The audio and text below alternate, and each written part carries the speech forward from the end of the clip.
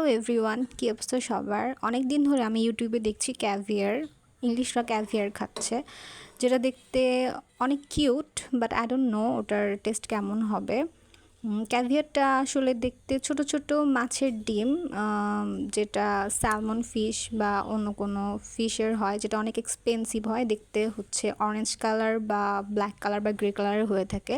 তো আমাদের দেশে ক্যাভিয়ারটা পাওয়া অনেক রেয়ার, সো আমি র্যান্ডম মাছের ডিম দিয়ে ভুজিয়া বানাবো।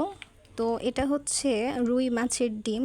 আমি গত সপ্তাহে 3 কেজির একটা রুই মাছ কিনেছিলাম বাজার থেকে, যেখান থেকে প্রায় 1 কেজির মতো ডিমই পেয়েছি। তো সেই ডিম দিয়ে কী করব বুঝতে পারছিলাম না, তাই আজকে মাছের ভুজিয়া বানাবো।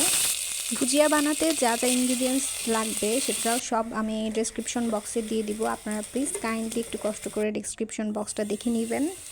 ভুজিয়া বানানোর জন্য এখন একটা প্যানে সাদা তেল গরম করে নিব। তারপর তেলের ভিতর কিছু পেঁয়াজ কুচি, শুকনা মরিচ, 1 চামচ আদা রসুন বাটা ও গোটা জিরা দিয়ে কিছুক্ষণ টেলে নিয়ে তার মধ্যে কুচানো আলুগুলো দিয়ে দিব।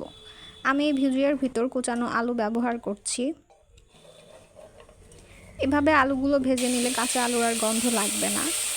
অনেকে বলে মাছের ডিমের ভুজিয়া করার সময় ডিমগুলো সহজে ঝুরি করা যায় না। ডিমগুলোকে ঝুরি করার জন্য প্রথমে একটা বাটিতে মাছের সাথে কিছুটা হলুদ এবং কিছুটা লেবুর রস মিশিয়ে ডিমগুলোকে চটকে নিতে হবে। এভাবে 10 মিনিট রেখে দিতে হবে এবং এই লিকুইডটা পরে ভাজার সময় ঝুরি করতে সুবিধা হবে। তো এই ক্ষেত্রে আমি আলুর সাথে এখন কিছুটা শুকনা মরিচের গুঁড়া এবং কিছুটা জিরার গুঁড়া দিয়ে ভেজে নিয়ে এখন আমি 10 মিনিট পর এই ডিমের মিশ্রণটা দিয়ে দিচ্ছি। আস্তে আস্তে নাড়তে হবে। লিকুইডটা কি সুন্দর করে এখন আস্তে আস্তে করে ঝুরি হওয়া শুরু করেছে। তো এই ক্ষেত্রে আমি দিয়ে দিব কিছুটা পানি এবং কিছুটা হলুদ। আমার কাছে মনে হয়েছে কালার আসছে না। এরপরে দিয়ে দিব কিছুটা কাঁচামরিচটা এক্সট্রা ফ্লেভারের জন্য, যেটা অনেক সুন্দর একটা ফ্লেভার দিবে। এখানে আমি আরও কিছু পানি অ্যাড করে নিব, কারণ মাছের ডিমটা কিছু কাঁচাই থেকে যায়, যেন কোনো রকম কাঁচা না থাকে, আলু যেন কাঁচা না থাকে। এই ক্ষেত্রে আমি কিছুটা পানি দিয়ে ঢাকা দিব এবং এখন মাছের ডিমটা সিদ্ধ হয়ে এসেছে।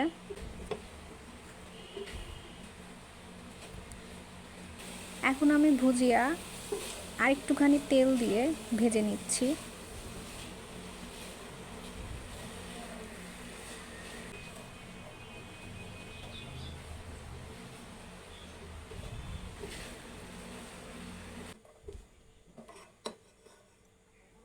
এভাবে ভুজিয়া রান্না করে পরোটা, রুটি বা ভাতের সাথে খাইতে অনেক বেশি মজা লাগে।